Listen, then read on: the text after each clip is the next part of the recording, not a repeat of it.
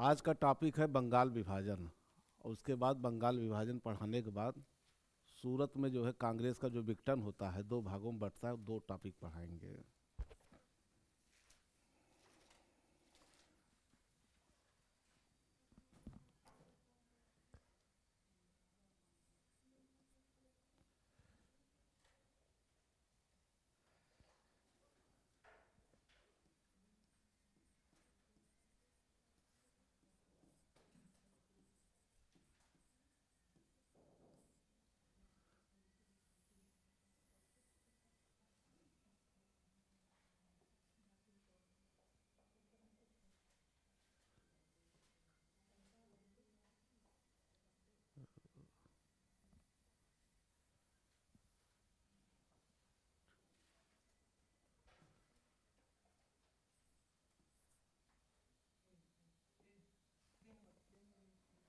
यहाँ वाला अच्छा।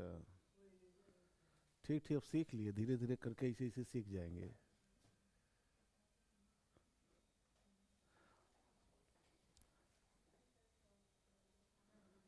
अच्छा, और कई कलर वाला होता है जैसे काला पीला नीला आता है ना इसमें। अच्छा, ठीक ठीक ठीक ठीक।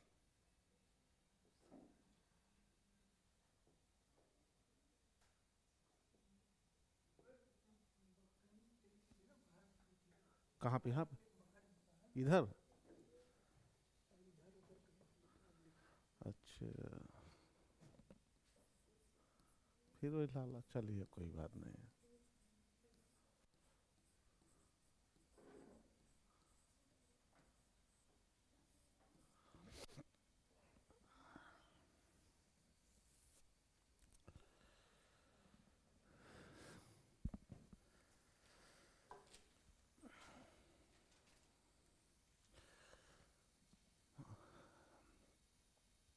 पहले थोड़ा बहुत समझ लीजिए, तब उसके बाद हम एक एक पॉइंट नोट कराएंगे, तब आप लोग कायदे समझ में आएगा। देखिए, भारत में बंगाल विभाजन से पहले कुछ चीज़ें बता दें आपको। भारत में उस समय महत्वपूर्ण तीन प्रेसिडेंसियां थी। कौन कौन सी थी, पता है आप लोगों को? हाँ हाँ,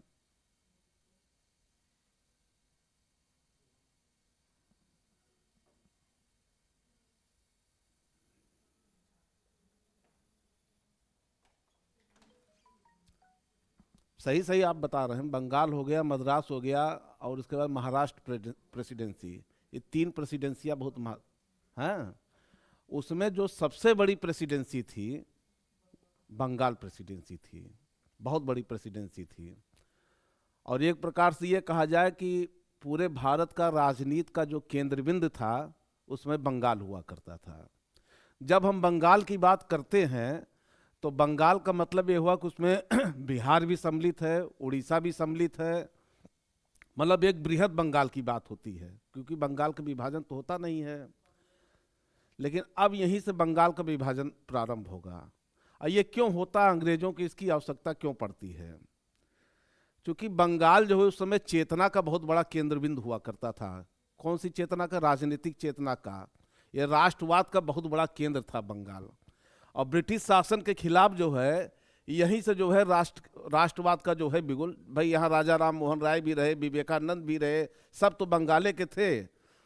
तो ब्रिटिश सरकार तब तक बंगाल विभाजन तक होने तक स्थिति आते आते ब्रिटिश सरकार को ये लगने लगा था कि अब मामला बहुत हाथ से जो है, मतलब निकलता चला जा रहा है, अब कुछ ना कुछ करना पड़ेगा। क्योंकि तब तक 1905 तक स्थिति जो है डैमेज होने लगी थी। मतलब तब ब्रिटिश सरकार भी इतना बड़े शासन सत्ता में तो था नहीं, ब्रिटिश सरकार उसका बहुत ज़्यादा प्रसार तो हुआ नहीं था। तो उसको ये लगा कि क्या करें, जो है कि ये जो राजनीतिक चेतना का केंद्रबिंदु बना हुआ है, इसको क्या करें कि ये कमजोर पड़ जाए। तो इनको ये समझ में आया, इन लोगों में आपस में मीटिंग बैठा, सब लोग बात विचार किए क्या किया जाए। तो ये हुआ कि अगर बंगाल का विभाजन कर दिया जाए, क्योंकि बंगाल में एक तो सबसे बड़ी प्रेसिडेंसी भी बंगाल थी, दूसरी जनसंख्या भी बहुत ज़्यादा थी यहाँ पे, और तीसरा क्या था कि हिंदुओं की भी जनसंख्या बहुत ज़्यादा थी, मुस्लिमों की भी बहुत जनसंख्या ज़्यादा थी, और दोनों लोग राष्ट्रवाद में थे। तो इनको यह लगा कि किसी तरीके से बंग बंगाल के विभाजन का जो इनका मेन उद्देश्य था, बताया इतिहास में कुछ और जाता है, अंग्रेज भी कुछ और कारण बताते हैं। ये था कि हिंदू और मुस्लिम को अलग कर दो, यहीं से खाई पैदा करो। क्योंकि अगर मुस्लिम अलग हो गया तो जो है राष्ट्रीय आंदोलन थोड़ा सा कमजोर होता चला जाएगा। तब तक जिन्ना उन्ना का उद्भव नहीं हुआ था। इसके बाद तो फिर जिन्ना वगैरह आते हैं, बाद में आते हैं। जिन्ना भी पहले बहुत बड़े राष्ट्रवादी थे, बाद में वो मुस्लिम लीग की बात करते हैं और जो है अपने एक धर्म के आधार पर जो है पाकिस्तान की मांग करते हैं, लेकिन पहले वो भी बहुत बड़े राष्ट्रवादी थे, जिन्ना भी थे। तो फिर ये बंगाल का विभाजन करना प्रारंभ कर देते हैं, और ये प्रारंभ करते इनका मेन उद्देश्य था धार्मिक आधार पर बंगाल का विभाजन करना। लेकिन बताया यह जाता है कि बंगाल का विभाजन जो हुआ है वो प्रशासनिक आधार पर बंगाल का विभाजन किया गया है, क्योंकि इतना बड़ा प्रेसिडेंसी था और इतने बड़े प्रेसिडेंसी में प्रशासन चलाना सामान्य बात नहीं थी। इसलिए प्रशासन को सुचारू रूप से चलाने के लिए बंगाल को दो भाग में विभाजित कर दिया जाता है। अच्छा, जब बंगाल विभाजित हो गया तो अब यहीं से जो है स्वदेशी आंदोलन का प्रारंभ होता है। तो भाई विभाजित हो गया तो जनता में आक्रोश पैदा हो गया, लोगों में जो है बड़ी आलोचना हुई अंग्रेज ब्रिटिश सरकार के खिलाफ की जो है, तो उन्होंने बहुत बड़ा काम कर दिया जो है। तो यहीं से स्वदेशी आंदोलन की शुरुआत होती है। और स्वदेशी आंदोलन में क्या करते हैं, बहिष्कार होता है, विदेशी वस्त्रों का जो है होली जलाया जाता है, तमाम प्रकार की चीजें होती हैं। तो मोटा मोटा आप लोग को जानकारी दे दिया कि बंगाल का विभाजन अंग्रेजों ने किस कारण से किया था। अब आते हम लोग पॉइंट बिंदुवार तरीके से धीरे धीरे आगे बढ़ते जाएंगे, और उसके बाद तो बीच बीच में आप लोग को समझाते जाएंगे। ये एक प्रकार की पृष्ठभूमि थी।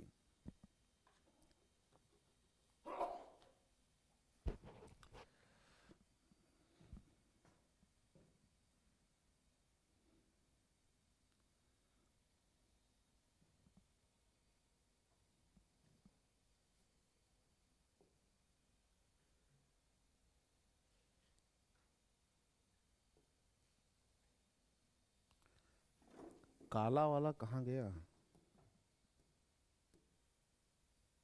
हाँ,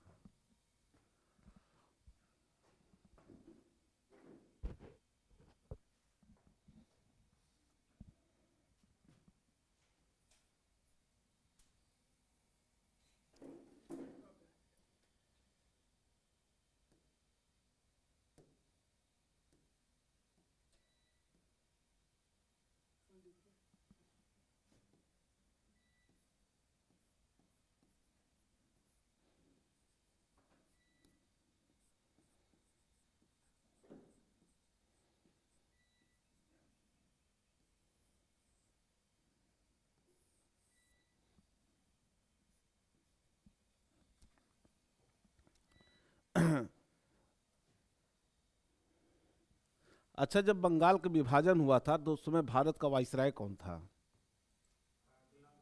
आ? Lord Curzon. इनका कार्यकाल कब से कब तक था?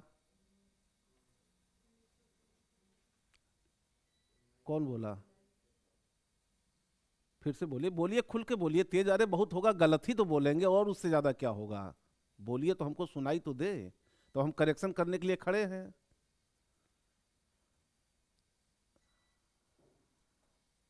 चल, चलिए कोई बात नहीं, हम बता रहे हैं क्लियर कर। लॉर्ड कर्जन का जो कार्यकाल था वो 1899 से लेकर के 1905 ईस्वी तक था।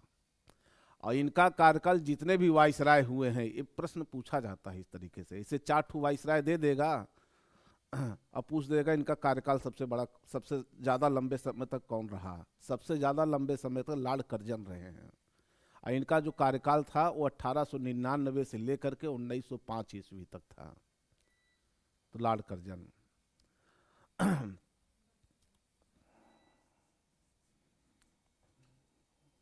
लिख दे रहे यहीं पे, वाइसराय लॉर्ड कर्जन। अच्छा, आप लोग एक चीज जानते, दिमाग में इसे आ गया, पूछ ले रहे हैं, गवर्नर जनरल वाइसराय गवर्नर में क्या अंतर है? जैसे इनको वाइसराय कहा जाता है ना, विलियम बेंटिंग को गवर्नर जनरल कहा जाता था, ये वाइसराय, गवर्नर जनरल, गवर्नर, ये सब क्या क्या थे, मतलब कुछ आइडिया है आप लोगों को? नहीं पता है आप लोगों को?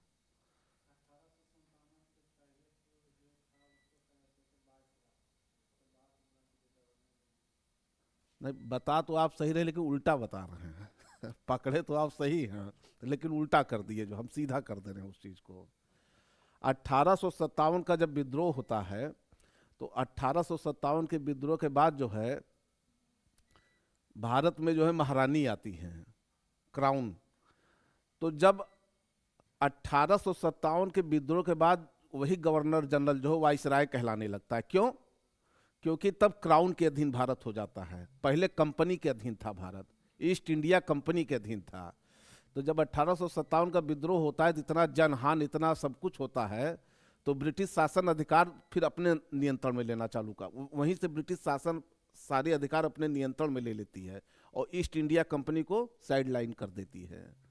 तो वहीं से जो गवर्नर जनरल था वो वाइसराय होने लगा, और वाइसराय का मतलब जो क्षेत्र था वो काफ़ी बड़ा हो गया। गवर्नर जनरल का क्षेत्र था पहले प्रेसिडेंसियों तक था, और केवल अगर बंगाल प्रेसिडेंसी की बात करते हैं तो गवर्नर हुआ करते थे। जैसे लॉर्ड क्लाइव, जब आपका प्लासी का युद्ध हुआ था, बक्सर का युद्ध हुआ था, तो उस समय क्लाइव को गवर्नर जनरल नहीं कहा जाता था, गवर्नर कहा जाता था। बाद में गवर्नर जनरल हुए, फिर गवर्नर जनरल के बाद वाइसराय हुए। जैसे चार्टर एक्ट होता है, एक अधिनियम था, तो जब ब्रिटिश संसद से कोई अधिनियम पास होता था तो उसको चार्टर एक्ट कहा जाता था। बीच बीच में बताते रहेंगे आप लोग को।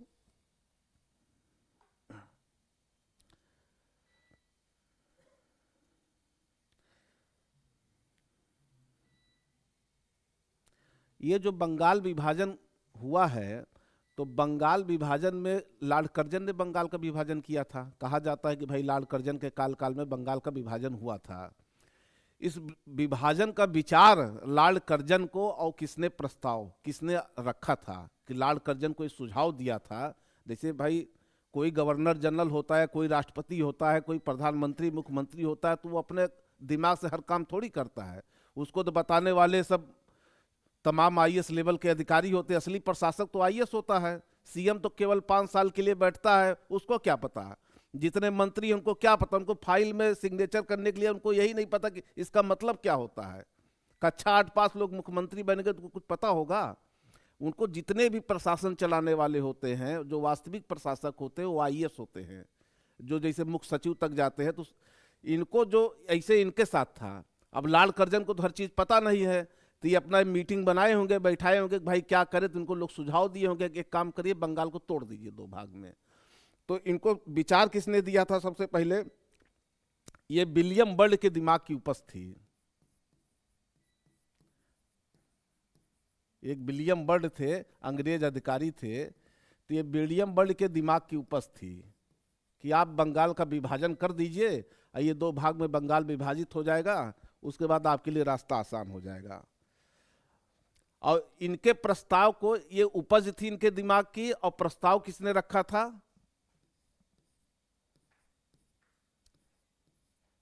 एंड्रयू फ्रेजर ने रखा था।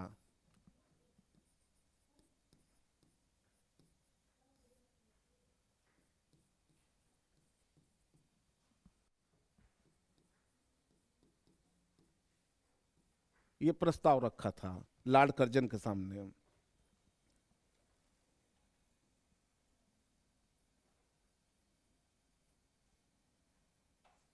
और उस समय बंगाल में कौन कौन से प्रांत थे? अभी हम आपसे चर्चा कर ही दिए थे। पश्चिमी बंगाल था, प्लस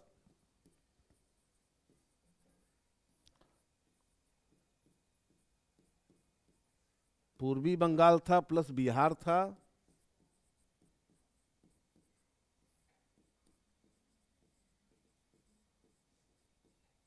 उड़ीसा था, और आसाम जो है 1874 में पहले ही अलग हो चुका था।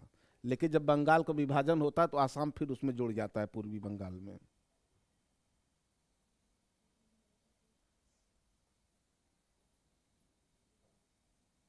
आगे बढ़ें।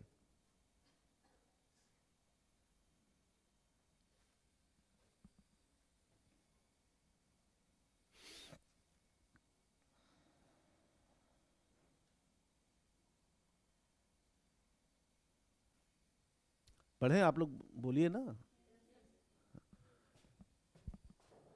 जोश ठंडा है, पहला क्लास है, तब इतना जोश क्यों ठंडा है? विभाजन का कारण, अभी हमने आप लोगों से चर्चा किया था, विभाजन का कारण।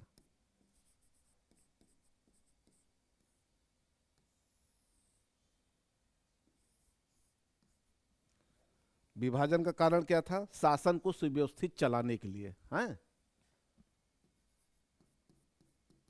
शासन को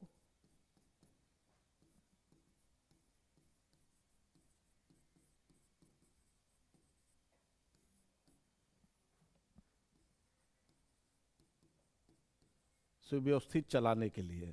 तर्क इनका यह था कि इतना बड़ा प्रांत है और इतने बड़े प्रांत का शासन जो है चलाना बड़ा कठिन काम था। लेकिन ये तो खाली तर्क दिया जाता है, लेकिन इनके पीछे इनका जो वास्तविक उद्देश्य था वो दूसरा था। वास्तविक उद्देश्य क्या था?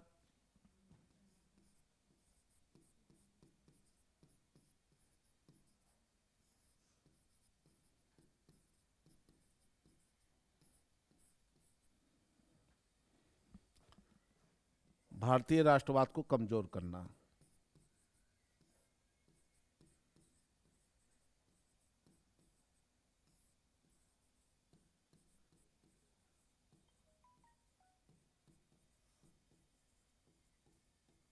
यही सब दे करके गए, भारतीयों को दे दिए, अंग्रेज चले गए दे करके ये विष। और इसको जो आज को जो नेता है हमारे यहाँ, इसी का खूब फसल उगा उगा के काट रहे हैं और सबका खूब पेट भर रहा है। पूरे राजनीति में देखिए क्या कर रहे हैं, हिंदू मुस्लिम अलग हैं, जातिवाद चल रहा है, सब कुछ, सब लोग अलग अलग हैं। ये यादव के नेता हैं, तो ये कुर्मी के नेता हैं, तो ये फॉरवर्ड के नेता हैं, तो ये दलित के नेता हैं। और इसमें क्या होता है कि 10 ठो नेता लेके वो बैठे हैं, 10 ठो नेता लेके वो बैठे हैं, मिलजुल करके सरकार बना रहे हैं। जब कोई अपने, सब अपने अपने जात के अगुआ बन के बैठे, कोई अपने जात का भला नहीं करना चाहता। वास्तविक कारण है कि अगर कहते हैं कि दलितों के उत्थान के लिए नेता बने हैं, अभी उन्हीं के घर कोई दलित चला जाएगा तो उसको जो है पानी नहीं देंगे और दोष लगाएंगे, फॉरवर्डों में ब्राह्मणों में दोष लगाएंगे कि ये जो है छुआछूत करते हैं। जो उसी में आगे बढ़ गया वो खुद जो है ब्राह्मणों से बढ़ के आगे हैं। ये केवल एक राजनीति स्टंट है। यही अंग्रेज देके गए, जो आज हम लोग जो है उसको फसल काट काट खा रहे हैं बैठ करके, हैं? अच्छा, राष्ट्रीय चेतना मतलब राष्ट्रवाद को कमजोर करना, कारण क्या था इसमें बताए?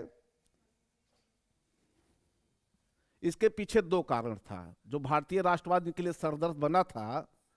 एक तो था बंगाल की आबादी बहुत ज़्यादा थी, तो जब जहां आबादी ज़्यादा होगी तो वहां पे क्या था कि आंदोलन ज़्यादा पैदा होगा, मतलब लोगों में समूह तेवा की संख्या कम कर दिया जाए।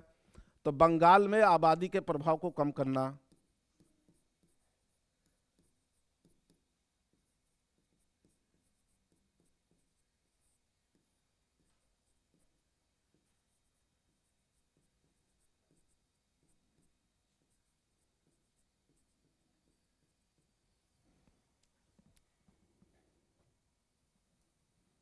और दूसरा क्या था? बंगाल के प्रभाव को कम करना।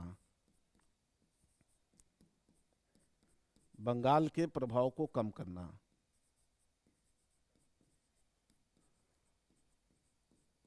क्योंकि बंगाल पूरे भारत का जो है राजनीति का केंद्र बिंदु माना जाता था। तो अगर बंगाल कमजोर हो जाएगा तो और यहाँ से जो और राज्यों में इसका प्रभाव फैलता था वो भी धीरे धीरे कमजोर होता चला जाएगा। अगर सोर्स ही हम तोड़ देंगे तो जो वहाँ से ऊर्जा जाती है फिर वही जो है कमजोर हो जाएगा। तो ये इनका उद्देश्य था।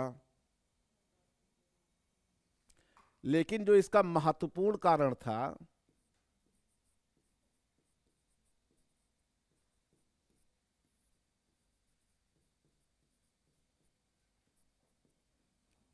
वो क्या था? धार्मिक आधार पर विभाजन था। ये अंतर्निहित कारण था जो दिखता नहीं था, दिखाने के लिए तो ये सब बताया गया, लेकिन महत्वपूर्ण कारण जो वास्तविक कारण था वो धार्मिक आधार पर विभाजन करना था। जी हाँ, प्रभाव को कम करना था। बंगाल के प्रभाव को कम, नहीं समझ में आ रहा है? बताएं।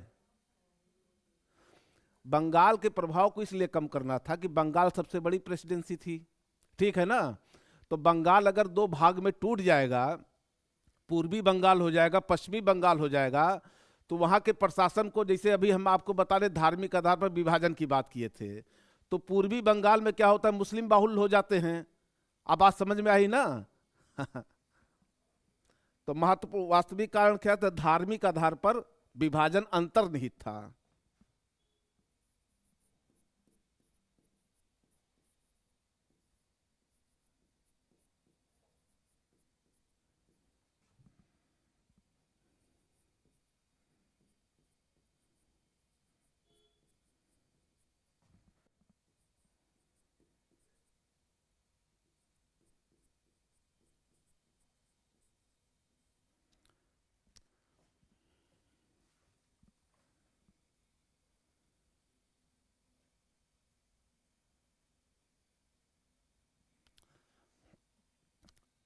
थोड़ा सा हिंदू मुस्लिम की बात चल चल रही है, तो थोड़ा हम एक चर्चा कर दें। मुस्लिमों को लोग इतना सब कोसते हैं राजनीति के लिए।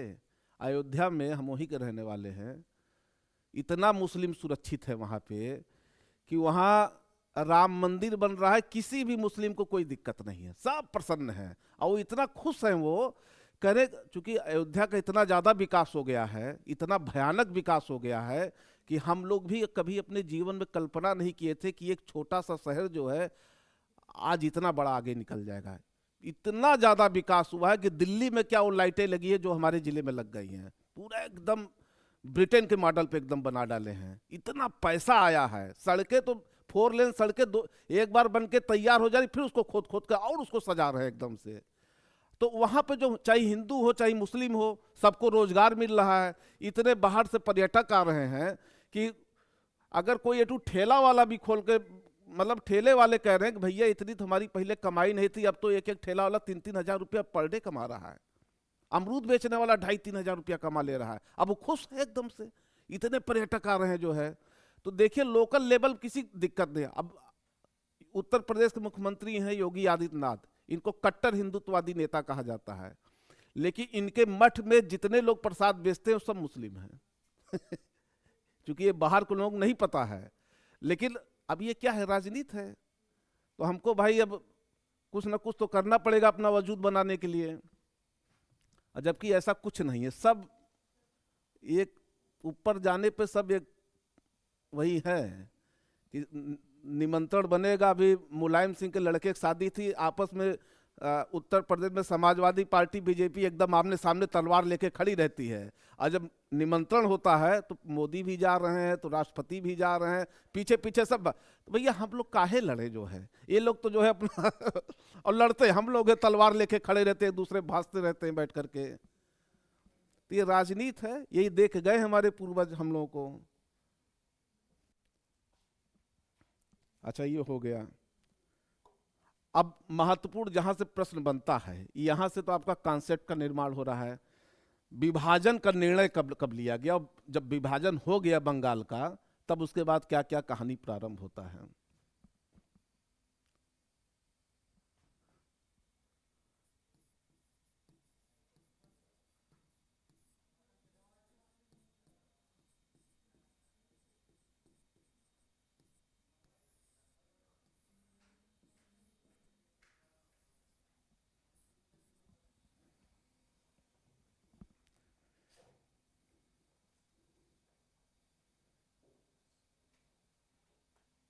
20 जुलाई 1905 को क्या हो गया? तो अब क्या करें?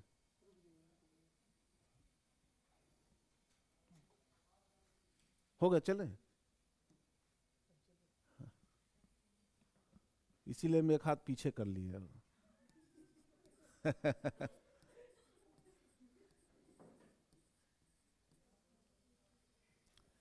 20 जुलाई 1905 को विभाजन की घोषणा होती है। कब? ये डेट वाइज आप लोग दिमाग में बैठे, यहाँ से प्रश्न बनते हैं। पूछा जाता है कि बंगाल विभाजन की घोषणा कब हुई, तो 20 जुलाई 1905 को विभाजन की घोषणा होती है। यही लिख दे रहे हैं घोषणा, इसे आप लोग समझ जाइएगा। अब पूरा लिखेंगे तब तो, ये विभाजन की घोषणा होती है।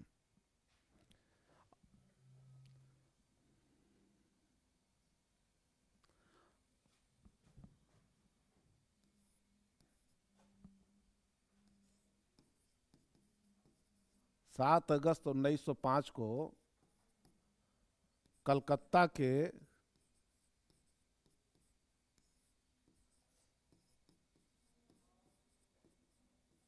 टाउन हॉल में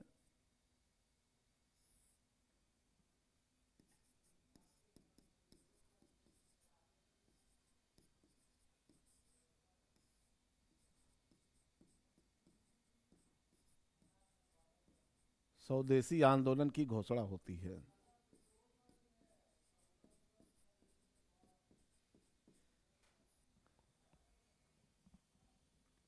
यहीं से स्वदेशी आंदोलन प्रारंभ होता है, बंगाल विभाजन से ही, या यूं कह सकते हैं बंगाल विभाजन को स्वदेशी आंदोलन भी कह सकते हैं आप लोग जो है। यहीं से स्वदेशी आंदोलन की घोषणा होती है। अब स्वदेशी आंदोलन क्या है, अभी सब आगे धीरे धीरे, थोड़ा पेशेंस रखिए, सब अपने आप समझ में आ जाएगा। योजना कब प्रभावी हुई?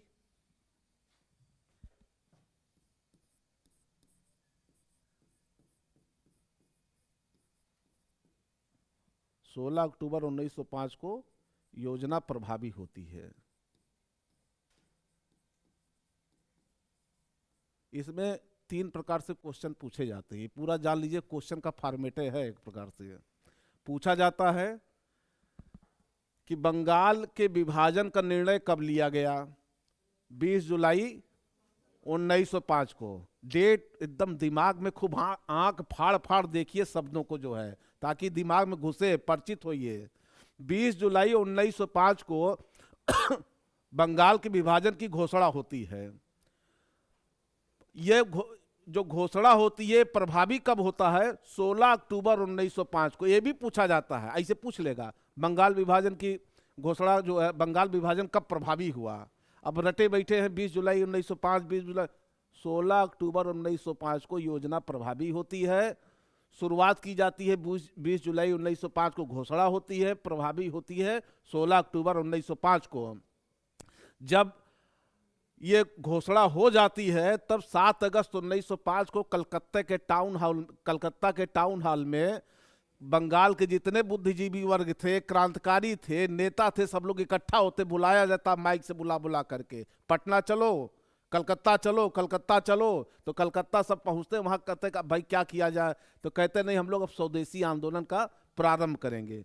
तो स्वदेशी आंदोलन का मतलब क्या होता है? बहिष्कार, विदेशी वस्तुओं का बहिष्कार। हम इनके विदेशों का जो है, अंग्रेजों का कोई चीज स्वीकार नहीं करेंगे, सरकारी नौकरियों से त्यागपत्र दे देंगे, बच्चे जो हैं स्कूल जा रहे हैं छोड़ छाड़ दे स्कूल जाना। मतलब एक प्रकार से असहयोग आंदोलन में जो चीजें गांधी जी ने किया था उसका कहीं ना कहीं पृष्ठभूमि जो है स्वदेशी आंदोलन से प्रारंभ हो जाता है। इसी को महात्मा गांधी जो है अपने असहयोग आंदोलन में ले आते। महात्मा गांधी बहुत चालू थे, बहुत चालाक थे, बहुत होशियार थे। उनको जो महात्मा गांधी को जो ट्रेनिंग मिला था वो दक्षिण अफ्रीका से लेकर के आए थे, तो बहुत दिमागी मतलब थे। तो वो पढ़ाई में बहुत मेधा शक्ति उनके पास नहीं थी, लेकिन उनके अंदर जो प्रैक्टिकल ज्ञान उनके पास था गांधी के अंदर, वो किसी नेता के अंदर नहीं था। इसलिए महात्मा गांधी सफल हो गए। चर्चिल ने कह दिया था जो है, क्या क्या कहा था? बोलो ना, खुल के बोलो। हाँ अच्छा, आप पूरा नाम बोली है। चर्चिल ने कह दिया था, पूरा एक स्टेटमेंट थोड़ा सा याद है, कि जब देश भारत छोड़ो आंदोलन चल रहा था तो महात्मा गांधी से इतना वो खुन्नस खा गया, कहा ये मतलब उसको बुजुर्ग और नंगा आदमी कहा था कि एक बुढ़ा आदमी और बिना कपड़ा पहने हुए आदमी के सामने, मतलब आज पूरा ब्रिटिश सरकार झुक रही है। क्योंकि गांधी जी ने क्या किया था कि भारत के लोगों में वो लौ पैदा कर दिया था जो कोई नेता नहीं कर पाया था। नहीं तो 1857 को जो विद्रोह हुआ था वो 1942 के भारत छोड़ो आंदोलन से भी बड़ा विद्रोह था। लेकिन 1942 आंदोलन के जो विद्रोह का प्रभाव था कि 1942 का जैसे ही आंदोलन प्रारंभ होता है तो जितने भी नेता थे सब अंग्रेजों ने क्या किया, सबको गिरफ्तार कर लिया था कि जल्दी इनको गिरफ्तार करो, जेल में डालो, नहीं तो कोहराम बचा देंगे। लेकिन हुआ क्या, तब तक जनता ही, हर जनता अपने आप में एक नेता हो चुकी थी। सब इतने जागरूक हो गए थे युवा के, ये लोग जेल जा रहे जाए, हम लोग खुद सक्षम है, लड़ लेंगे अब जो है। और अंत में क्या हुआ, ब्रिटिश सरकार को भारत छोड़ने के लिए मजबूर होना पड़ गया। ये गांधी जी जो है 100 साल से जो ये 1915 से 1942 तक लौ जलाए थे, ये गांधी की ही देन थी। इसीलिए बार बार जब असहयोग आंदोलन प्रारंभ होता था तो देखिए, जब आंदोलन पीक पे जाता था, जरा सा भी कहीं गड़बड़ा जाता था तो गांधी जी आंदोलन को वापस ले लेते थे। यही सबने अवज्ञा आंदोलन में हुआ, जब वो आंदोलन पीक पे जाता था तो खींच लेते थे आंदोलन। तो कई लोग उनसे नाराज हो जाते थे कि क्या कर रहे हैं आप, जो है सब कहे नहीं समझ रहे हो, अभी मामला गड़बड़ा जाएगा। चूंकि बुद्धिमान आदमी थे। जैसे अब परिवार में क्या होता है, जो बुजुर्ग आदमी होता है उसका दिमाग यहाँ पे होता है और लड़कों का दिमाग यहाँ होता है।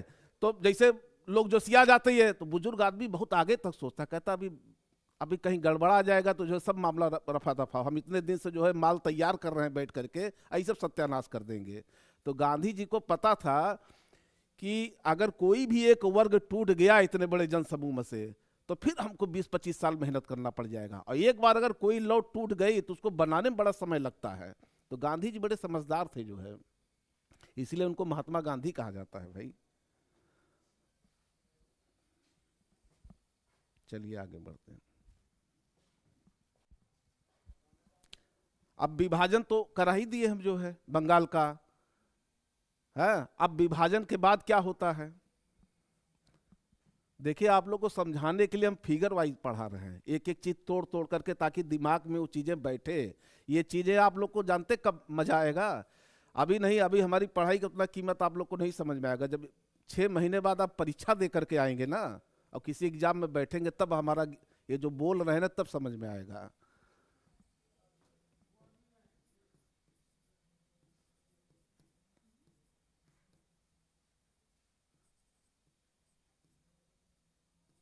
विभाजन के बाद लिख दीजिएगा इसे।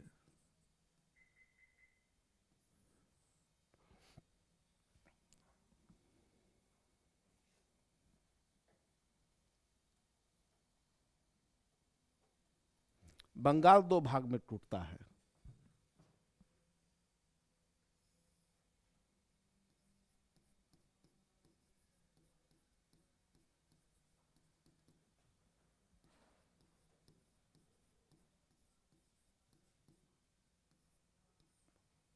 एक भाग क्या है, पश्चिमी बंगाल, वेरी गुड।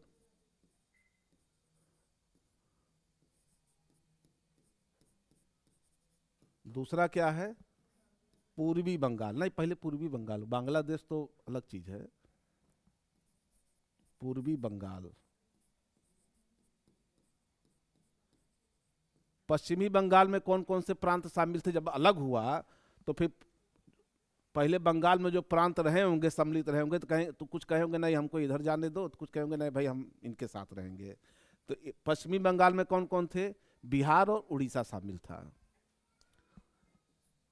इसमें कौन था, एक तो पश्चिमी बंगाल मान लीजिए आप, ऐसे कर लीजिए, एक प्रांत बन गया था, या ऐसे कह सकते हैं बिहार कह दीजिए और इधर कह दीजिए उड़ीसा।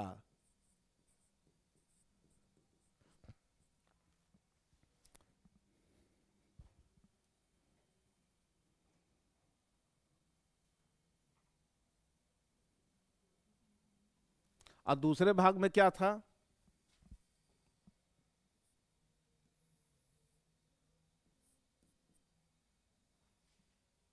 दूसरे भाग में तो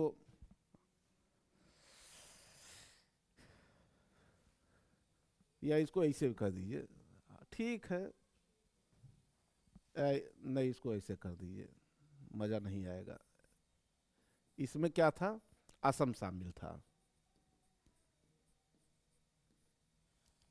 जो ये असम 1874 ईस्वी में बंगाल से अलग हो गया था, बाद में पूर्वी बंगाल में सम्मिलित हो जाता है।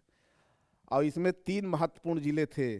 कौन कौन जिले शामिल थे, सब मिला करके, राजशाही, चटगांव, ढाका।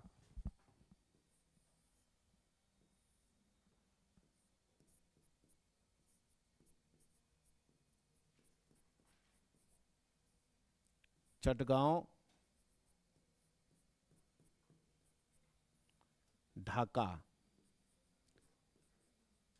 यही ढाका जो है पूर्वी बंगाल की राजधानी बनती है। यही पूर्वी बंगाल बाद में बांग्लादेश के नाम से जाना जाता है। ठीक है ना। कंसेप्ट क्लियर हो रहा है, चीजें एक एक चीज ना, एक एक चीज तोड़ तोड़ करके मैं बता रहा हूं ताकि दिमाग में बैठ जाए।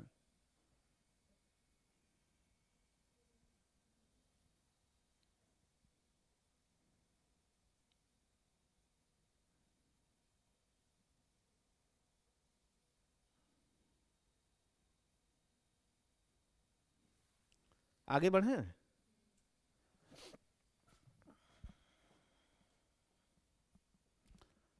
अब आइए विभाजन के असर की बात करते हैं।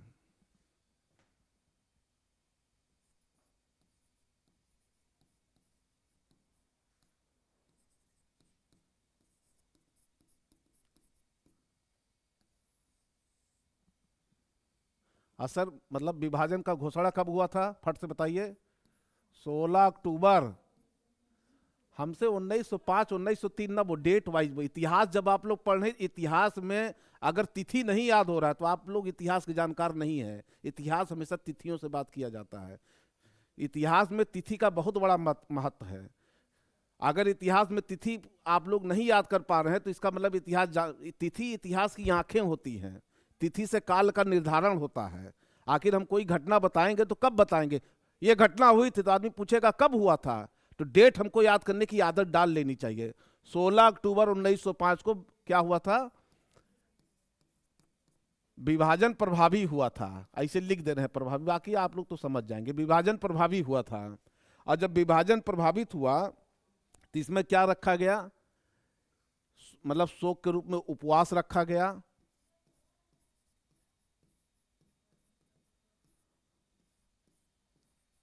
और वंदे मातरम, मातरम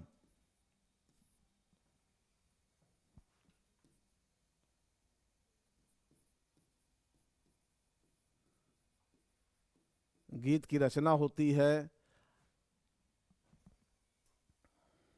या और भी कह सकते हैं, जैसे राखी दिवस मनाया गया था। ये राखी वाखी दिवस क्यों मनाया गया था, एकता लाने के लिए मनाया गया था।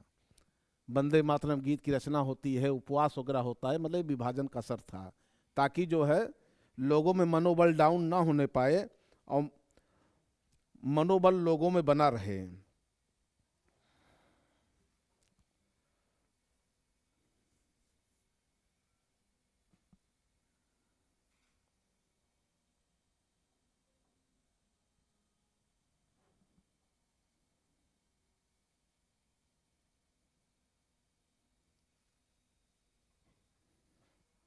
जब विभाजन हो गया था तो इस पे कुछ नेताओं के विचार इस पे आए थे, जो है कि जैसे गांधी जी ने क्या कहा था, सुरेंद्र नाथ बनर्जी ने क्या कहा था, तो उनके क्या क्या विचार थे इस बंगाल विभाजन में।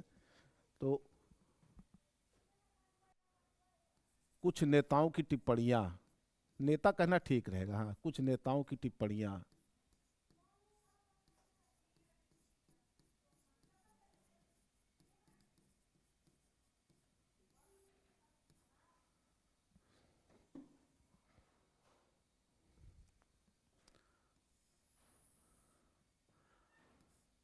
जैसे उसमें गोपाल कृष्ण गोखले थे, गोपाल कृष्ण गोखले थे।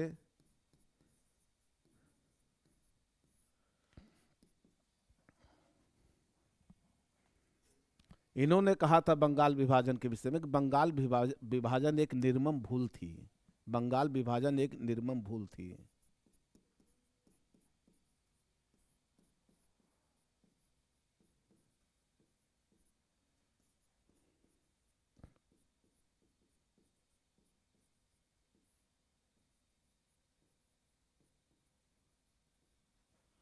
दूसरे आते एस एन बनर्जी।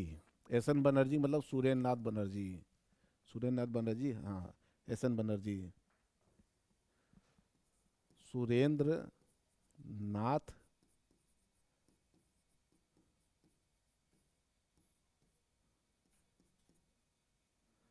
विभाजन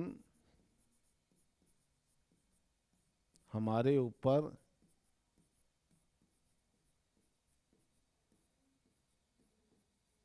एक वज्र की तरह आघात है।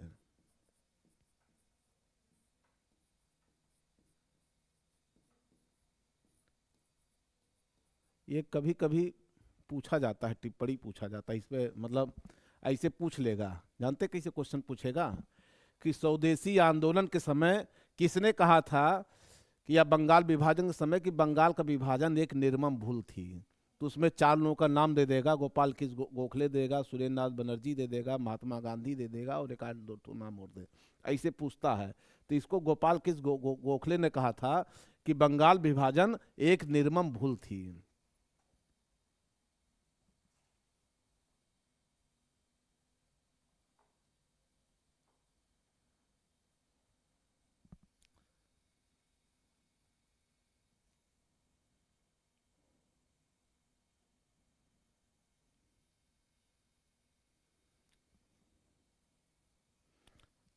अब आइए आगे बढ़ रहे हैं।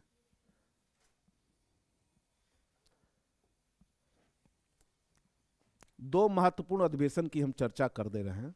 कांग्रेस अधिवेशन, ध्यान दीजिएगा, कांग्रेस अधिवेशन, इसको पहले सुनिए ध्यान से।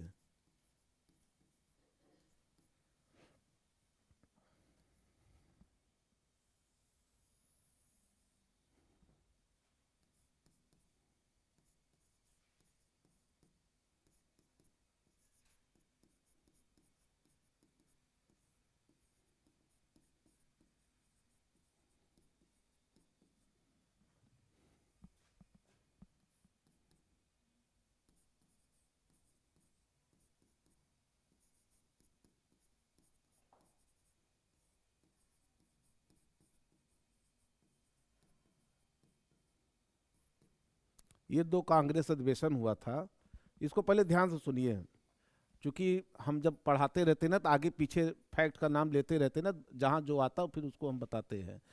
देखिए 1905 में जो है कांग्रेस का बनारस अधिवेशन हुआ था, और 1906 में जो है बंगाल अधिवेशन हुआ था कांग्रेस का। ये जब हम पहले दिन से ही बताना चालू किए, चर्चा किए थे, तो देखिए एक बार हम अभी परसों शायद चर्चा किए थे, स्वदेशी की बात किए थे, स्वराज स्वदेशी की बात किए थे ना, कब कब ये आवाज उठी थी। तो बनारस अधिवेशन में जो है स्वदेशी की बात हम किए थे। स्वदेशी की बात किए थे कि स्वामी दयानंद सरस्वती ने स्वदेशी का सर्वप्रथम प्रयोग किया था, लेकिन कांग्रेस के अंदर रहते हुए तिलक ने स्वदेशी की बात कही थी। और उसके बाद जो है 1906 में जब आपका ये होता है बंगाल अधिवेशन होता है, उस समय प्रस्ताव पास किए गए थे स्वदेशी से संबंधित प्रस्ताव। ये चर्चा हमने कई बार किया था। लेकिन ये जो स्वदेशी प्रस्ताव पास हुआ था 1906 बंगाल में, उसके पहले बनारस में इसमें पंचायत होना चालू हो गया था। अब बनारस में जो बनारस का अधिवेशन होता है, इसकी अध्यक्षता करते हैं गोपाल कृष्ण गोखले करते हैं। और उस समय जो है 3-4 चीज़ों पे बात होता है। एक तो स्वदेशी की बात होती है, दूसरा बहिष्कार की बात होती है। यहीं से प्रारंभ होता है, स्वदेशी बहिष्कार की बात होती है कि कांग्रेस के अंदर जो है इसको संवैधानिक तरीके से, अभी तक तो केवल बात हो रहा था, लेकिन यह था कि कांग्रेस के अंदर इसको संवैधानिक तरीके से लागू किया जाए। मतलब कांग्रेस बहुत बड़ी पार्टी थी, तो कांग्रेस के अंदर अगर इसको लागू कर दिया जाएगा तो कांग्रेस कहेगी तो उसके जितने कार्यकर्ता फिर उसका फॉलो करेंगे। तो कोई भी चीज अगर एक बार आवाज उठती है तो तुरंत नहीं लागू हो जाता, उसके 1-2 साल बाद लागू होता है। तो 1905 में बनारस में जो है ये बात उठ गई थी। क्या बात उठी थी? स्वदेशी और बहिष्कार कि अब जो है स्वदेशी और बहिष्कार की नीति अपनाया जाएगा। मतलब अंग्रेजों का बहिष्कार किया जाएगा। बहिष्कार में अंग्रेजों का क्या किया जाएगा? जो ब्रिटिश माल थे उसको हम लोग नहीं स्वीकार करेंगे, और दूसरा ज़्यादा से ज़्यादा स्वदेशी चीज़ों को जो है हम, जैसे स्वदेशी स्कूल हो, स्वदेशी कंपनियां हो, मतलब जो भी चीज़ों हमारे देश में हो, हम ब्रिटिश सरकार के ऊपर निर्भर नहीं रहेंगे। ये बात होती है। और इसका प्रचार प्रसार कौन करते हैं? तो इसका प्रचार प्रसार 3 लोग करते हैं।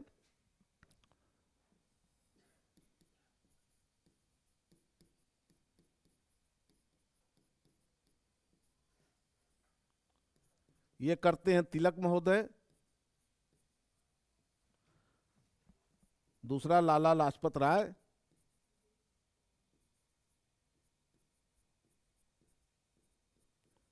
और तीसरा कौन करते हैं? तिलक हो गए, लाला लाजपत राय हो गए, अरविंद घोष।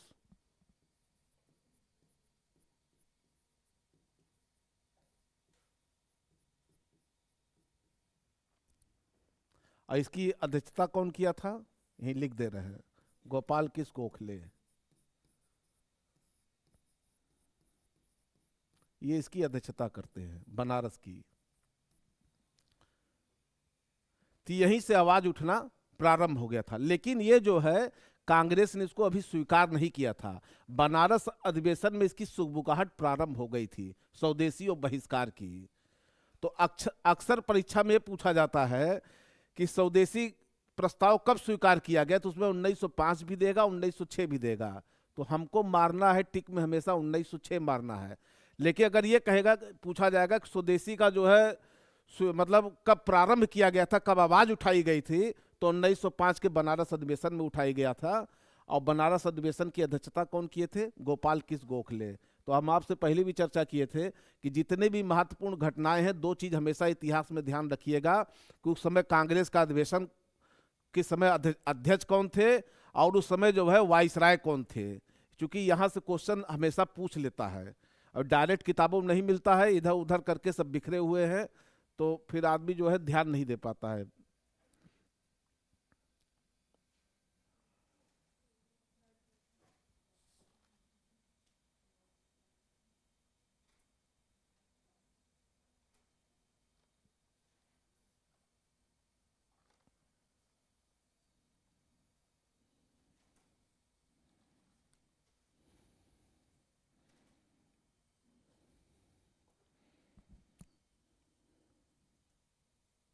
और इसमें क्या होता है?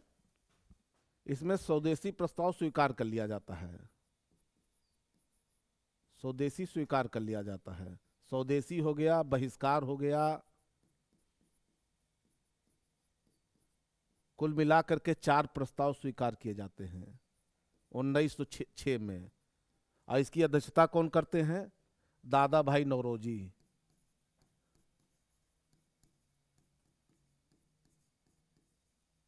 ओहो, ये कांग्रेस की अध्यक्षता जो है दादा भाई नौरोजी करते हैं। इसमें कुल मिलाकर स्वदेशी बहिष्कार सहित 4 प्रस्ताव स्वीकार किए जाते हैं, और 1906 के बंगाल अधिवेशन में।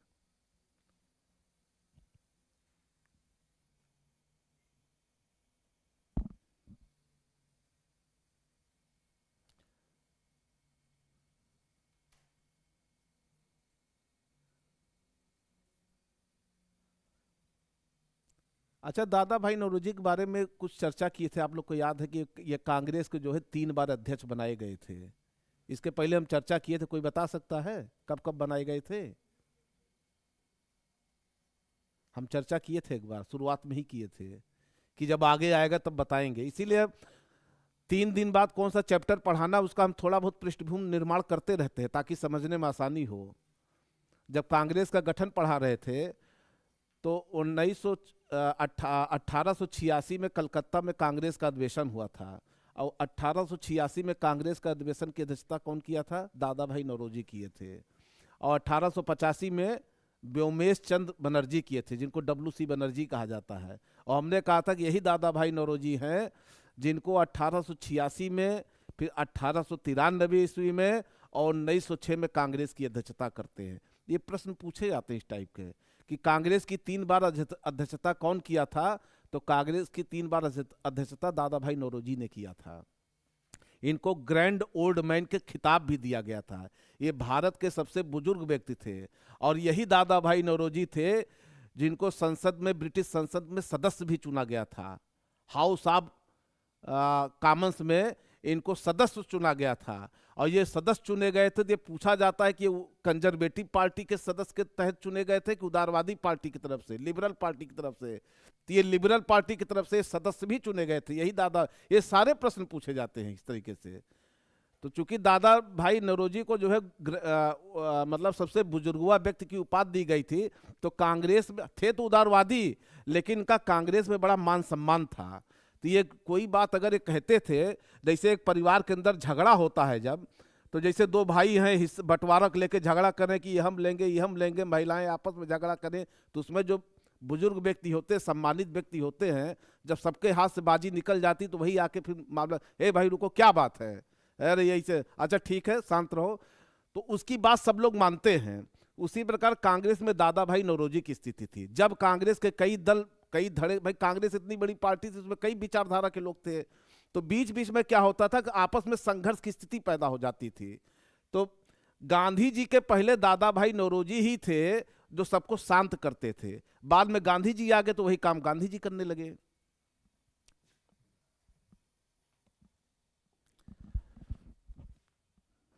अच्छा, जब बंगाल का विभाजन हो गया था तो उसमें क्या क्या कार्य किए गए थे, जो स्वदेशी आंदोलन में क्या कार्य किए गए थे? देखिए इसमें क्या किए गए थे बता रहे हैं, इसको ध्यान से सुनिएगा। विदेशी वस्त्रों के बहिष्कार की बात हुई थी ना, विदेशी वस्त्रों का बहिष्कार हुआ था।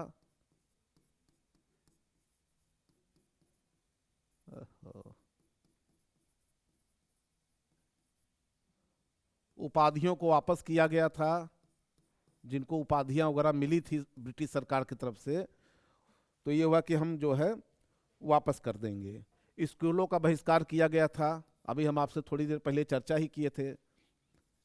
स्कूलों का बहिष्कार किया गया था, सरकारी नौकरियों का बहिष्कार किया गया था,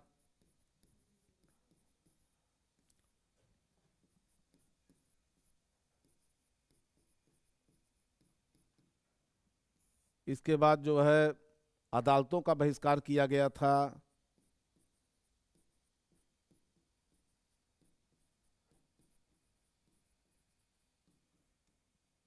मतलब जब स्वदेशी आंदोलन आंदोलन शुरू हो गया तो सबसे पहले स्टेप यही उठाया गया था कि विदेशी वस्त्रों का बहिष्कार करो, उपाधियों का बहिष्कार करो, बच्चे स्कूल न जाए, बच्चे स्कूल जाएंगे राष्ट्रवादी स्कूलों में पढ़ेंगे, जो ब्रिटिश शासन द्वारा स्कूल स्थापित किए गए थे उनसे बच्चे अपना नाम वापस कर लें, जो सरकारी ब्रिटिश सरकार के अंदर सरकारी नौकरी कर रहे हैं त्यागपत्र दे दें, इस्तीफा दे दें, अदालतों का बहिष्कार कर दिया जाए, वकील जो वकालत जा रहे हैं प्रैक्टिस करने के लिए, हम कोई प्रैक्टिस नहीं करेंगे, ये विरोध का एक प्रतीक था।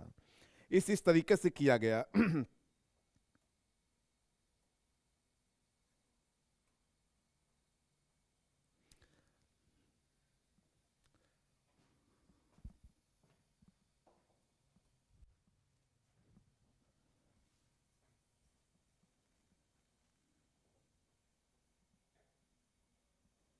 अब स्वदेशी आंदोलन की क्या महत्वपूर्ण उपलब्धि थी? स्वदेशी आंदोलन की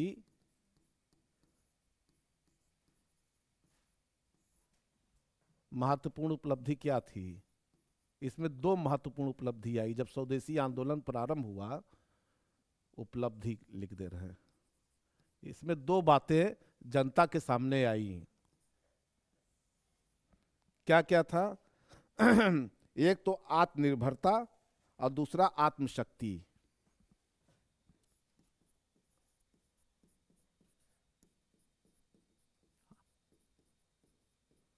और दूसरा क्या था? आत्मशक्ति।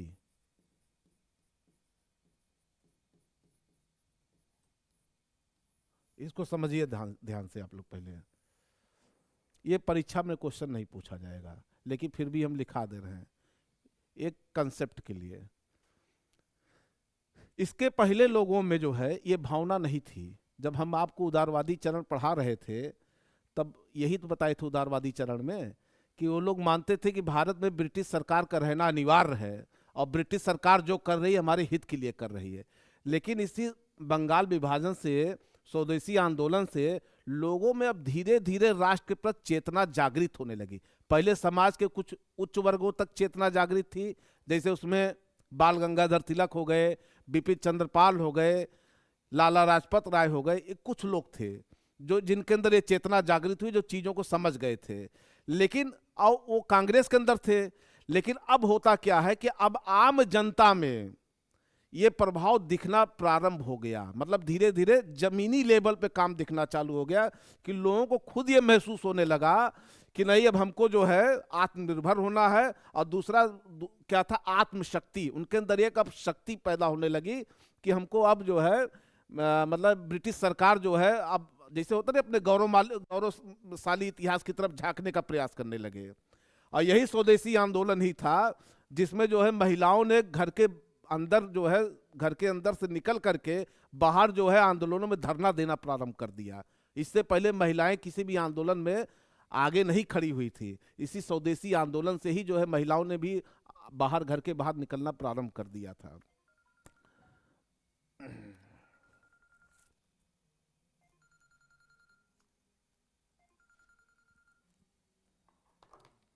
तो ये प्रभाव दिखता है, ये उपलब्धि थी। ये उपलब्धि कोई एक दिन में ऐसे नहीं आता है कि आत्मनिर्भरता, आत्मशक्ति, इसके लिए सतत प्रयास करना पड़ता है, कई सालों का प्रयास होता है कि धीरे धीरे जब माहौल किसी चीज का बनता है ना, तब लोगों में अवेयरनेस अपने आप पैदा होता है।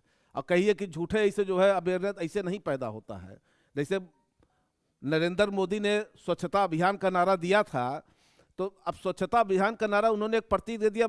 मोदी जी क्या किए, झाड़ू लगा दिए 2 मंदिर में, तो उससे क्या देश थोड़ा साफ हो जाएगा? लेकिन नहीं साफ होगा।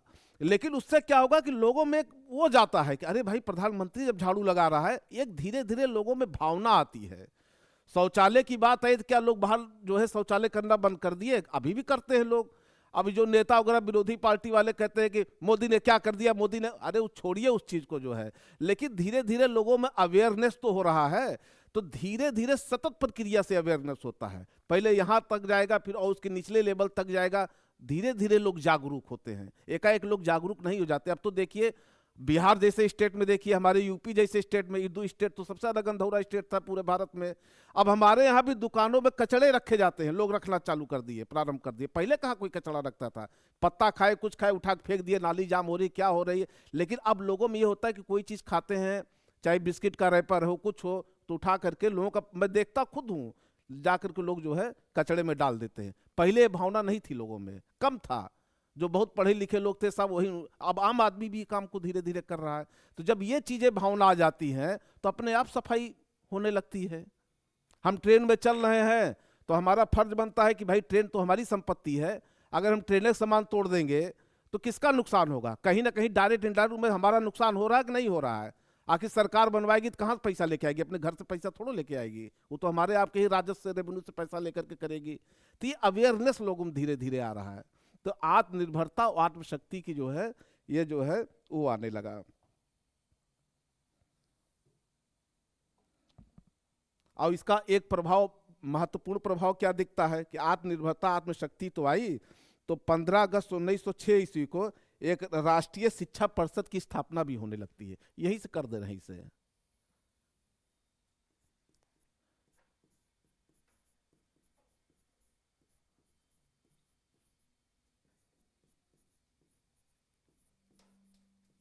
राष्ट्रीय शिक्षा परिषद की स्थापना भी होती है।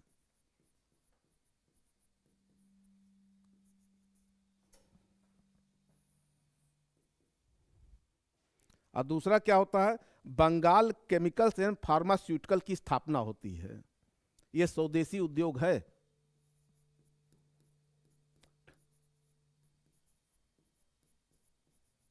केमिकल्स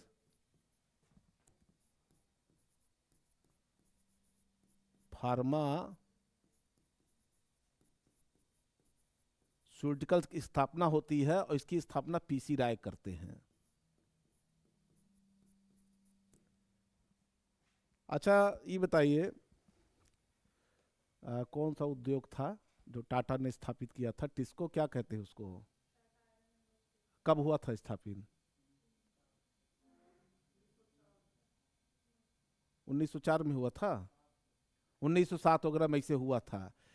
तो ये क्या था टाटा? मतलब कोई एग्जैक्ट डेट ना बताइए भी, बहुत जरूरत नहीं। हम ये समझाने का प्रयास कर रहे हैं कि टाटा वगैरह की स्थापना होना प्रारंभ हो गया था ना, तो ये इसी के आसपास तो होना प्रारंभ हुआ था। ये स्वदेशी आंदोलन का ही प्रभाव था कि टाटा जैसी कंपनियां और सब भारत में स्थापित होना प्रारंभ हो गया था।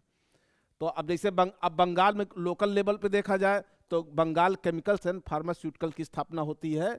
ये जो है पीसी राय इसके जो है मालिक रहते हैं, पीसी राय के निर्देशन में होती है।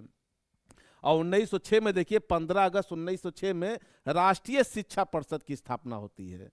अब मतलब वो अपने राष्ट्र की शिक्षा का निर्माण अब स्वयं तरीके से करेंगे, अपना क्रियान्वयन भी अब अपने लेवल पे करेंगे। तो कहीं ना कहीं इसका प्रभाव दिख रहा है।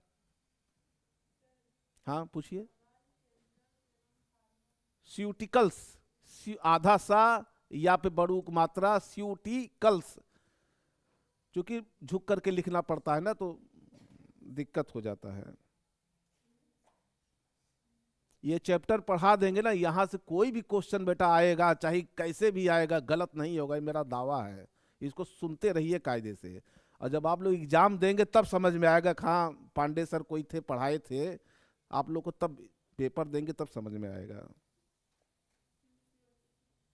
है हंसते भी रहो लेकिन जरूरत से ज्यादा मत हंसो, हंसो भी, इंजॉय भी लो, सब कुछ करो, लेकिन जरूरत से ज्यादा नहीं, सब मर्यादा में होना चाहिए।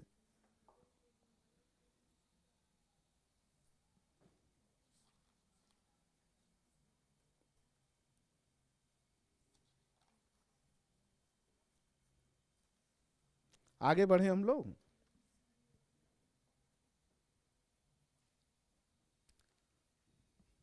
आगे बढ़े। अब आइए हम लोग स्वदेशी आंदोलन का प्रभाव देखते हैं किन किन क्षेत्रों में, कला के क्षेत्र में और संस्कृति के क्षेत्र में। यहां से क्वेश्चन पूछा जाता है। स्वदेशी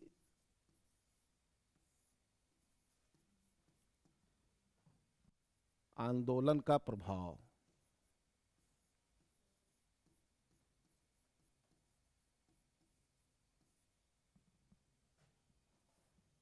एक हो गया कला के क्षेत्र में,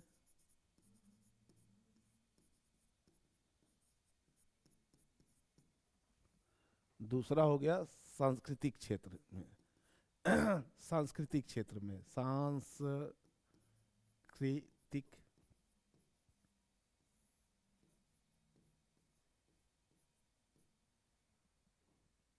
अच्छा, संस्कृति और सभ्यता में अंतर आप लोग जानते हैं क्या होता है? कहते नहीं बहुत लोग कि ये हमारा कल्चर है, हमारी संस्कृति है क्या, या हम बहुत सभ्य व्यक्ति हैं। ये दोनों में अंतर आप लोगों को समझ में आता है कि संस्कृति किसे कहते हैं? इसको सोच के बताइएगा कल एक दिन। अब हम चाहें तो अभी बता दें, लेकिन थोड़ा हम लोग सोचते हैं अपना भी दिमाग दौड़ाइए। जब हर चीज़ बता ही देंगे तो फिर मज़ा नहीं आएगा ना।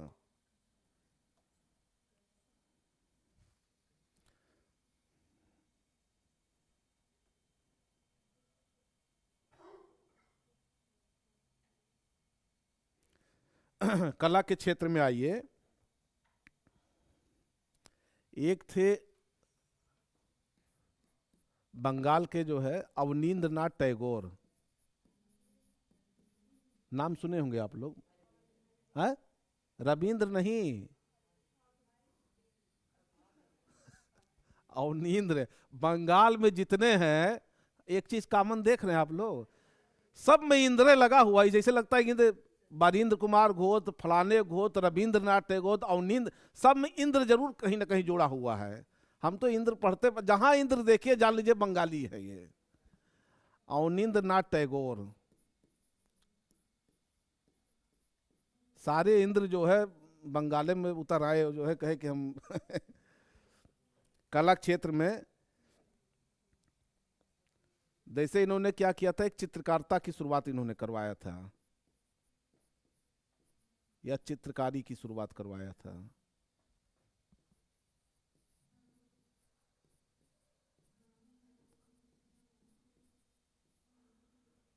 ये कला के क्षेत्र में ये पूछा जाता है प्रश्न।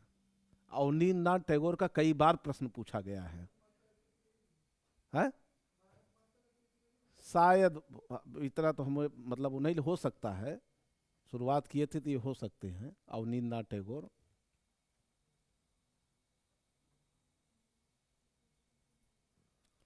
आगे बढ़े हम लोग। है। अच्छा, अब आगे बढ़ेंगे तो सांस्कृतिक क्षेत्र लिखेंगे तो आप लोग जहाँ लिखे हैं ना, तो वहाँ उसी के नीचे अपना बना लीजिएगा अपने हिसाब से।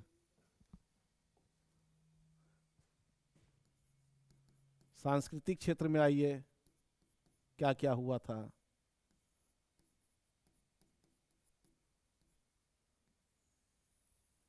इस समय बंगला साहित्य का स्वर्णकाल था।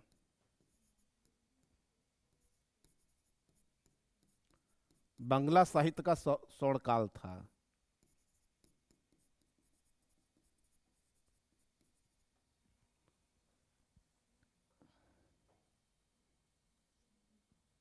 और इसी समय जो है आमार सोनार बांग्ला गीत की रचना की गई थी, जो 1971 में बांग्लादेश का राष्ट्रीय गीत बनता है। आमार सोनार बांग्ला गीत की रचना होती है। ये 1971 में बांग्लादेश का राष्ट्रीय गीत बनता है। बांग्लादेश का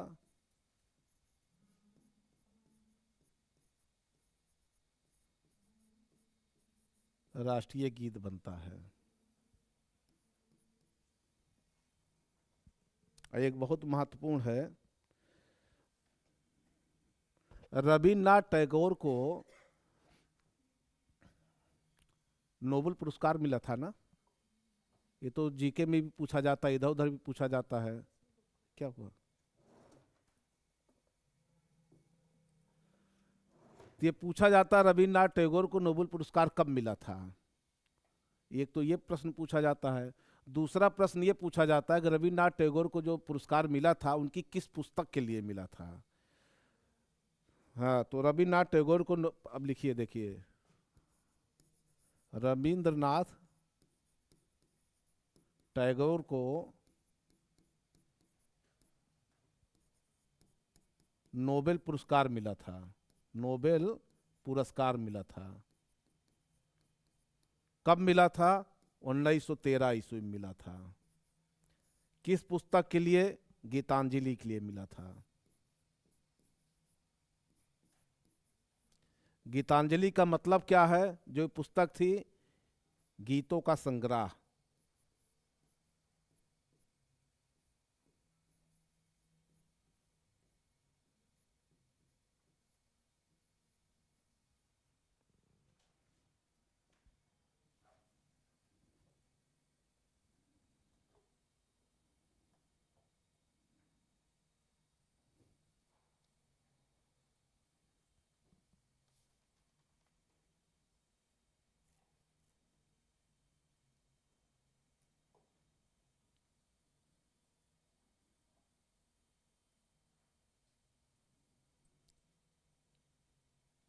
ये हो गया, आगे बढ़ें। अब इस प्रकार से बंगाल विभाजन से या स्वदेशी आंदोलन से जितनी भी महत्वपूर्ण बातें थी हमने आपको बता दिया है। अब इसमें एक दो बातें और कुछ महत्वपूर्ण बता दें जहां से प्रश्न पूछा जाता है।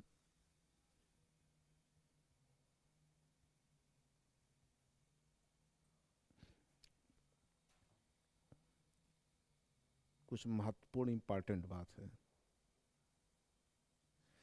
हाँ, एक चीज बताना भूल गए, दिमाग से उतर गया, कि जब बंगाल का विभाजन हुआ था तो उसमें कौन कौन से वर्ग, मतलब स्वदेशी आंदोलन में सम्मिलित थे और कौन अलग थे। तो उसमें देखिए, जो जमींदार वर्ग था, पहले जो अंग्रेजों से उनकी सांठगांठ हुआ करती थी, तो पहली बार ऐसा हुआ कि जमींदार वर्ग भी शामिल इसमें होना प्रारंभ किए।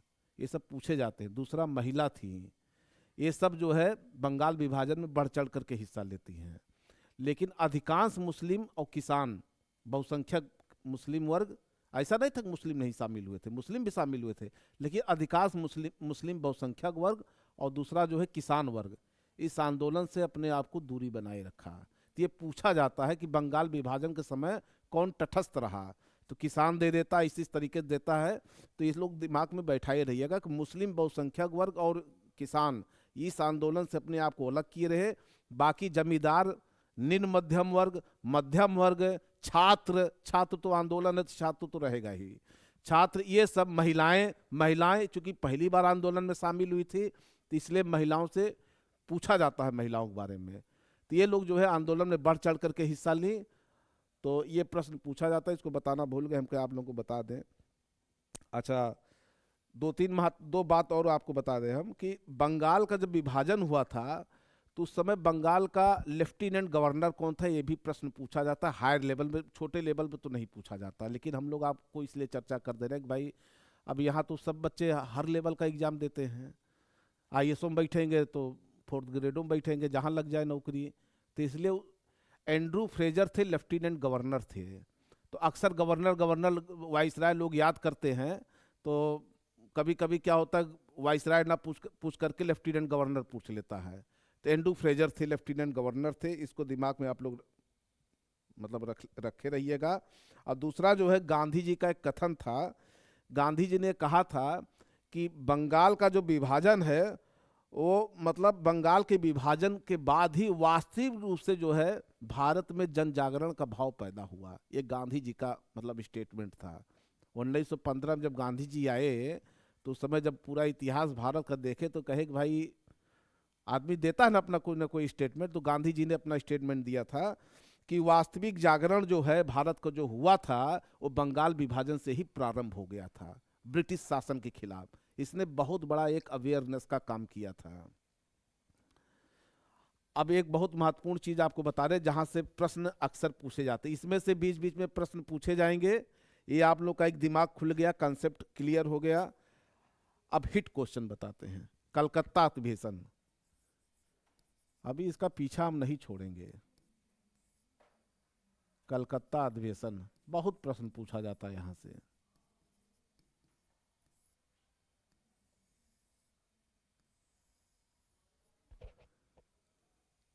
कब हुआ था कलकत्ता अधिवेशन? 1906। अध्यक्षता किसने किया था? दादा भाई नौरोजी, दादा भाई नौरोजी। इसमें 4 प्रस्ताव पास हुए थे, वो 4 प्रस्ताव क्या क्या थे?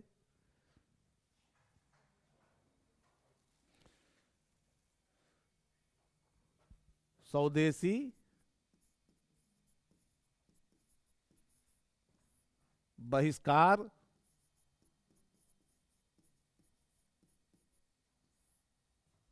स्वशासन, स्वसन, हाँ स्वशासन ही था, हाँ स्वशासन और राष्ट्रीय शिक्षा।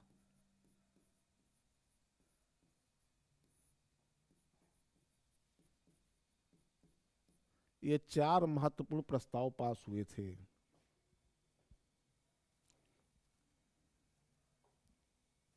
अभी अभी अभी इसमें एक चर्चा और करना भी, यहीं से और निकालना है एक वो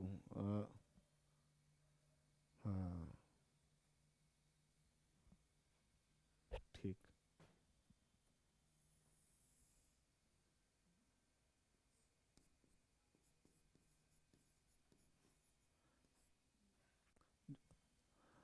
सूरत अधिवेशन में विवाद हुआ था ना कांग्रेस में, उदारवादियों उग्रवादियों में ना, उस विवाद की शुरुआत जो है वो 1906 में ही प्रारंभ हो गया था, कलकत्ता अधिवेशन में। यहीं से संघर्ष का प्रारंभ, मतलब यहीं से शुरुआत हो गया था।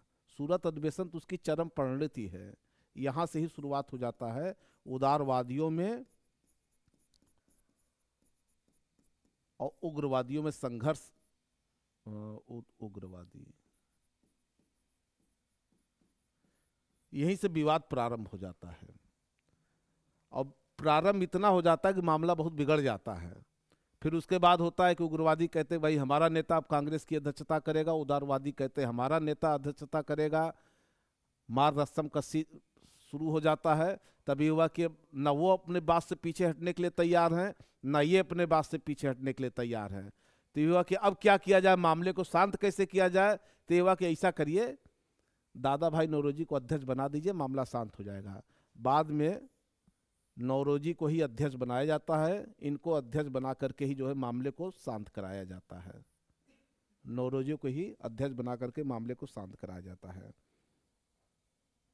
एक क्वेश्चन, इसी में पहली बार नौरोजी ने स्वराज शब्द का प्रयोग किया था। नौरोजी द्वारा स्वराज शब्द का प्रयोग किया था। कांग्रेस के अध्यक्ष पद पर रहते हुए दादा भाई नौरोजी ने पहली बार स्वराज शब्द का प्रयोग किया था। लिख दे रहे हैं पहली बार, पहली बार स्वराज शब्द का प्रयोग किया था।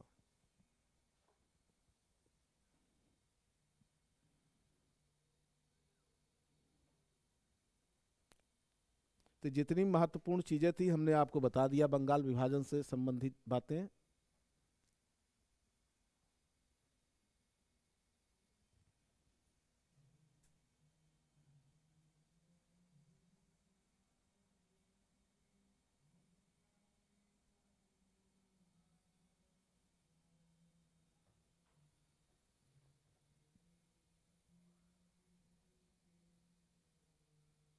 हम्म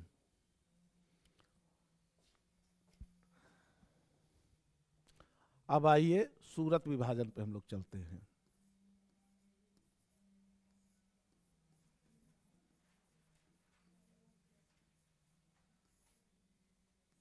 यहां से भी क्वेश्चन पूछे जाते हैं, अक्सर पूछे जाते हैं।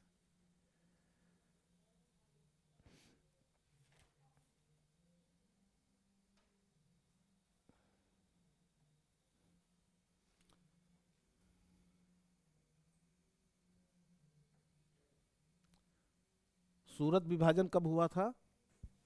1907 में हुआ था। 1907 में सूरत का विभाजन हुआ था। इसमें जो है वही झगड़ा था उग्रवादियों में, उग्रवादी उदारवादी।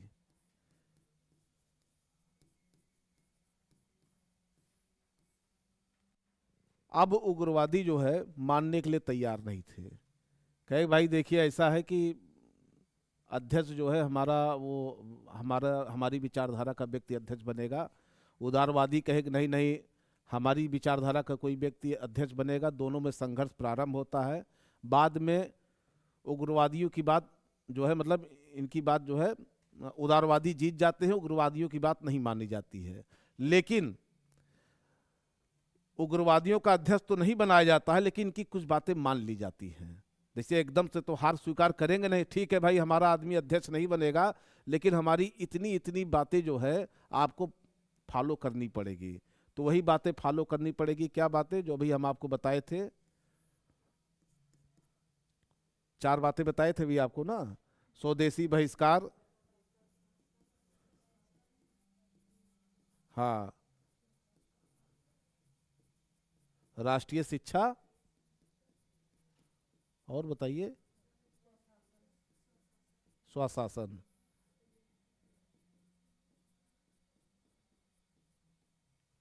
इतनी बातें जो है कांग्रेस ने स्वीकार कर लिया था। और यहीं से ही जो है उग्रवादियों को कांग्रेस से बाहर का रास्ता दिखा दिया जाता है। उग्रवादी क्या दिखाते? उग्रवादी खुद अलग हो जाते हैं। कहते ऐसा है कि भैया अब आपका रास्ता अलग है, हमारा रास्ता अलग है, हमारी आपकी बात अब बन नहीं पाएगी, आप अपने रास्ते चलिए, हम अपने रास्ते चलते हैं। तो जो सूरत का विभाजन हुआ था, तो इसमें जो कांग्रेस के अध्यक्ष बनाए गए थे वो कौन बनाए गए थे? तो इसमें जो कांग्रेस की अध्यक्षता किए थे,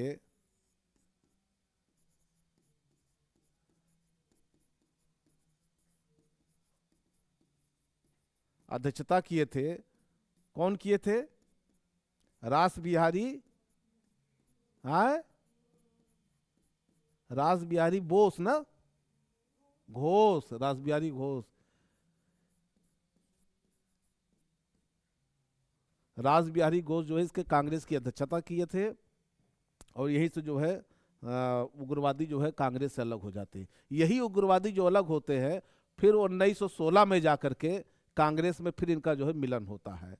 वही जो 1916 कांग्रेस का अधिवेशन लखनऊ में होता है, जिसकी अध्यक्षता अंबिका चरण मजूमदार करते हैं, जिसको लखनऊ पैक्ट के नाम से जाना जाता है। फिर इनका जो है मिलन वहीं पे 1916 के लखनऊ में कांग्रेस अधिवेशन में होता है। और यहाँ से 2-3 क्वेश्चन पूछे जाते हैं। पहली बात तो ये जो सूरत विभाजन होता है, तो प्रश्न ये बनता है कि कांग्रेस में पहली बार विभाजन कब हुआ था? तो कांग्रेस में पहली बार विभाजन सूरत विभाजन हुआ था। ये पहली बार विभाजन हुआ था, पहला विभाजन ऐसे नोट कर लीजिए। पहला विभाजन सूरत विभाजन, मतलब सूरत कांग्रेस अधिवेशन में पहली बार विभाजन हुआ था। दूसरा पूछा जाता है सूरत किस नदी के तट पर था? ये भूगोल का प्रश्न है, इसको इतिहास में जोड़ के पूछा जाता है। Tapti, very good. तो ये सूरत जो है ये ताप्ती नदी के तट पर था।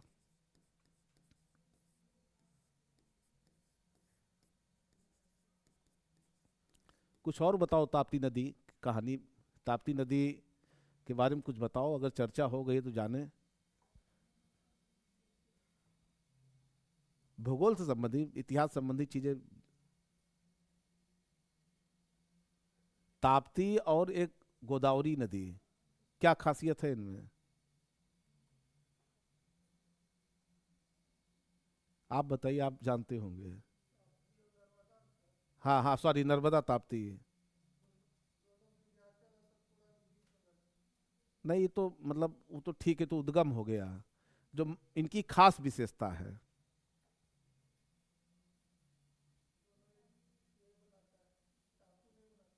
हाँ, ये भी आप सही बता रहे हैं, टापू ने एस्चुरी बनाते हैं। सबसे बड़ी खास थी कि ये दोनों नदियां पश्चिम की तरफ गिरती हैं, अरब सागर में गिरती हैं। बाकी जितनी नदियां हैं वो बंगाल की खाड़ी में गिरती हैं। ऐसा नहीं केवल ही दो नदी गिरती है, नदियां तो बहुत पश्चिम में गिरती है, लेकिन ये दो बड़ी नदी हैं। दूसरी खासियत क्या है जो महत्वपूर्ण है? दोनों नदियां भ्रंश घाटी में बहती हैं। भ्रंश घाटी तो आप लोग जानते ही होंगे क्या होता है ना। तो दोनों नदियां भ्रंश घाटी में बहती हैं, और भ्रंश घाटी में बहते हुए पश्चिम की तरफ गिरती हैं, एस्चुरी का निर्माण करती हैं। एस्चुरी का मतलब क्या होता है? हैं? हाँ हाँ, बताइए, आप सही पकड़ रहे हैं, आप कहे जो है, आप आपको जानकारी है, हम पकड़ लिए हैं। दोनों कगार बना के गिरती हैं। जैसे एक द्वीप होता है बंगाल, जैसे गंगा नदी है, तो बंगाल तक जाते जाते क्या होता है, प्लेन एकदम समतल हो जाता है।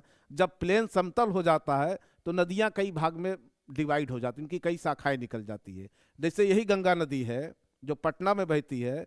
तो हम इलाहाबाद में गंगा नदी बगले रहते थे, तो वहाँ गंगा नदी इतनी चौड़ी नहीं जितनी पटना में है, पतली है गंगा नदी। यहाँ से मतलब जितना चौड़ाई इसका है ना, उसका आधा है वहाँ पे। लेकिन वहाँ धार ज्यादा तेज है गंगा नदी में, वहाँ इतने में घुस जाइए देख ले तब बह जाएंगे हम। हरिद्वार में चले जाएंगे तो और पतली नदी मिलेगी, और ऊपर हम तो गंगोत्री तक, गोमुख तक यात्रा की है, वहाँ ऐसे ऐसे गंगा नदी ऐसे बहती हुई नजर आएंगी, ऐसे ऐसे ऐसे।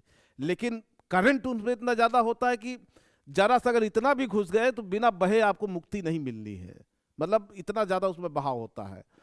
तो बंगाल में क्या होता है कि सतहें एकदम समतल हो जाती हैं, तो वहां पर क्या होता है, टापू का निर्माण, नदी द्वीप का निर्माण होता है। लेकिन जो पश्चिम की तरफ नदियां गिरती है वहां द्वीप का निर्माण नहीं, वहां क्या है कि भौगोलिक पृष्ठभूमि ऐसे नदियां ऐसे गिरती हैं अरब सागर में, तो उसको एस्चुरी कहते हैं। तो ये हो गया ना। तो रास बिहारी घोष जो है इसके अध्यक्ष बनाए जाते हैं। अच्छा, उग्रवादियों की जो मांग थी, उग्रवादी जो कहते थे कि भाई हमारा नेता बनना चाहिए, तो ये किसको बनाना चाहते थे ये भी जान लीजिए। हाँ, ना ना ना ना ना ना, सुभाष चंद्र बोस का, सुभाष चंद्र बोस का तो अभी कहानी नहीं स्टार्ट हुआ है, अभी तो बाद में आएंगे, तुम मुझे खून दो मैं तुम्हें आजादी दूंगा। वो तो अभी उनका कहानी बाद में स्टार्ट होगा।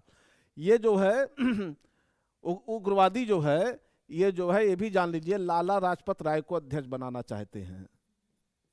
मान लीजिए कोई पूछ ही ले, इतिहासकार या जीएस का पेपर जो बनाते हैं उसके दिमाग में यही आ जाए कि हम पेपर थोड़ा टेढ़ा बनाएंगे, तो लाला लाजपत का नाम डाल दे। अब हम लोग रट के तो बैठे हैं कि रास बिहारी घोष को बनाया, पूछ लिया लाला लाजपत राय, तो जान लीजिए लाला लाजपत राय को जो है ये अध्यक्ष बनाना चाहते थे।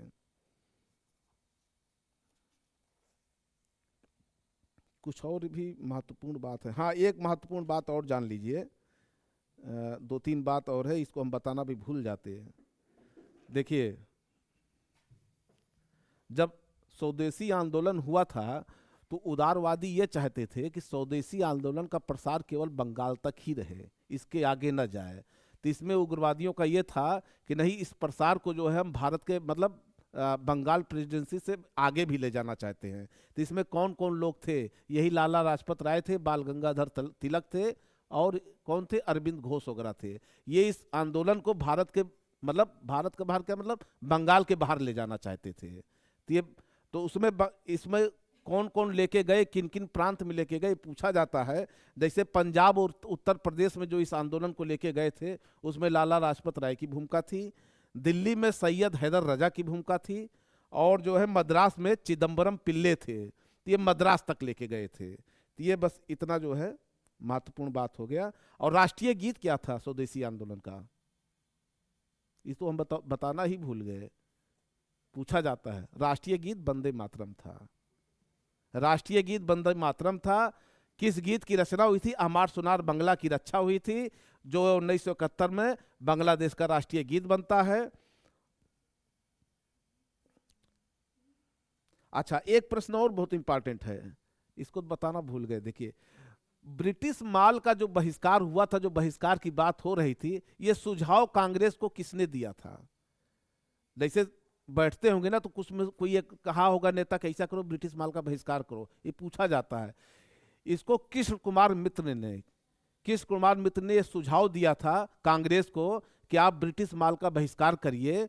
और इनकी एक पत्रिका थी संजीवनी, कृष्ण कुमार की पत्रिका थी, कृष्ण कुमार मित्र की संजीवनी पत्रिका बहुत प्रमुख पत्रिका थी। इसी पत्रिका के माध्यम से उन्होंने कहा था ब्रिटिश माल का बहिष्कार करिए, जो है ये सुझाव दिया था। बाकी जो है ये टॉपिक खत्म हुआ। कल से